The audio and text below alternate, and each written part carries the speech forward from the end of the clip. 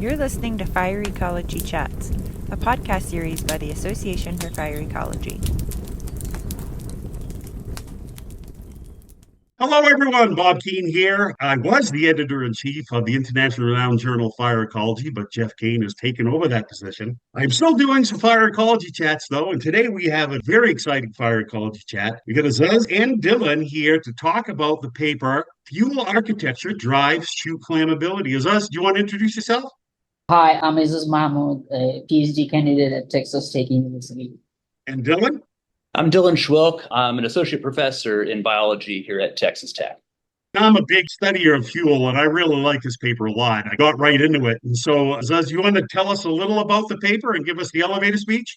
In this paper, we asked two questions. So researchers measure flammability at different scale, and there is no standard method, but nowadays we measure flammability of ground fuel at the branch scale. And there is an important question. It is not well understood actually how plant traits measured at the leaf scale and shoot scale, and what is their relative contribution in shoot flammability. So one of our goals was to measure shoot level traits and leaf level traits and to compare their relative importance in shoot flammability. And another question was how well do shoot level measurements correspond to the Firewise individual level plant hazard category. So we found that shoot level traits are more important than leaf traits in shoot flammability. And the answer of the second question, we found that the Firewise ranking actually well corresponded with our shoot flammable ranking, but it's only for highly flammable. Interestingly, we found that there are different ranking from different Firewise groups. So that's an important part. What is the usefulness of this Firewise ranking if it varies across Firewise group? So that's why we think we need to measure flammability in a standardized way like shoot flammability to guide fire managers and landowners to choose plans for their landscape.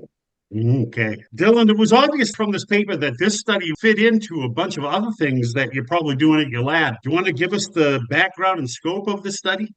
We've been interested in these scaling issues in flammability, which are really hard. I mean, the folks working on traits and thinking about how plants behave as living organisms, it's often hard to relate that to the hazard and the fire behavior side. And that's not solved, but we're trying to move in that direction. Azaj has done some really nice groundwork with this paper. This was really, in some ways, fundamental descriptive work, which I mean that really the best way because we didn't know what the variability was like across this system. Not that well studied in terms of, we know the junipers are probably really flammable. Fire managers know that, but we don't really know how the rest of the system behaves. And then also there's a separate issue we're interested in is understanding how fuel moisture plays into that, which wasn't really examined in this study, but that's where some of Azaj's more recent work has gone. In fact, he and I have a paper that came out with another author with Nursema Aktepi this past summer, which looks at how all these species, how fuel moisture affects their flammability. Fuel moisture matters for some and not from others is the take home from that. And I think part of what we learned in that other study that just came out maybe explain some of these results, because in this paper, Azaj dried these plants down to a standard dry down level. Pretty dry, but they're all actually reaching different fuel moistures. And in that paper, we examined that more explicitly. So I think that's where some of this work's going, is truly trying to understand fuel moisture and understand how plant traits and hydraulic strategies influence moisture. Azaj, why don't you tell us a little more? Go into the results a little deeper, if you would. Give the reader a taste of what this paper is all about. We measured 4 shoot level traits and 3 leaf level traits, and turns out linear density or the total biomass of 70 centimeter shoot is the most important predictor of heating duration. And at the same time, it also showed up as the most important predictor of time to ignition or ignitability. And I believe that the influence of total biomass on flame duration, which makes sense. The most interesting fact that the fuel architecture also capturing, they have some influence on the ignitability as well. So I believe there's some indirect effect that's the fuel architecture also influencing like the moisture and how the moisture loss rate during preheating. So that's also captured by the architecture, at least in our data. So that's also interesting. I imagine that there are some huge implications of the findings of this study, programs like Firewise and fire management. Dylan, you want to go into those implications?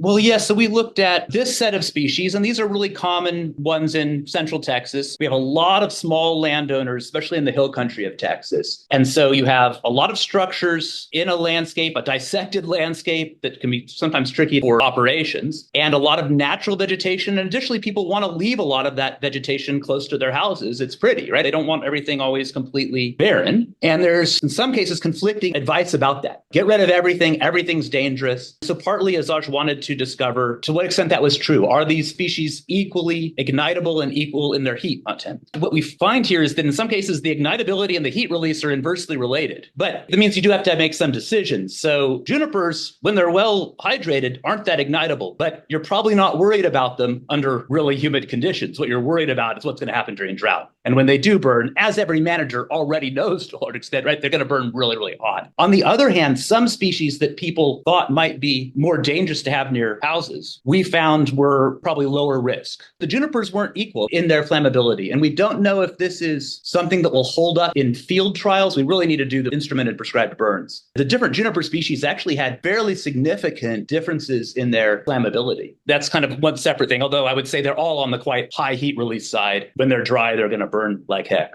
I want to thank you both for coming and sharing your time on this Fire Ecology Chats. Azaj, would you like to recognize any people or funding agencies? We'd like to thank the Texas Ecolab, the Plant Society of Texas. So both have funded this research. And I'd like to thank all the undergrad in Schwilk Lab. I believe I couldn't do it without their help. I was new to this new system. I had no idea. It was great. Like all the undergrads really, really helped. Well, thank you again, both of you. If the listeners are really interested in the paper, guess what? You can download it for free. Yep, for free, because Fire Ecology is an open source journal. And these two wonderful authors have already paid the freight for you to go ahead and download it. So please, if this interests you and you want to know more about flammability, especially in Texas vegetation, please download the paper from Fire Ecology. And until the next time, please listen to our next Fire Ecology Chat. Thank you for listening to Fire Ecology Chats, a podcast series by the Association for Fire Ecology. If you enjoyed this episode, subscribe to our show and leave us a review. To learn more about fire ecology and support our future work by becoming a member, visit fireecology.org. FIREECOLOGY.org.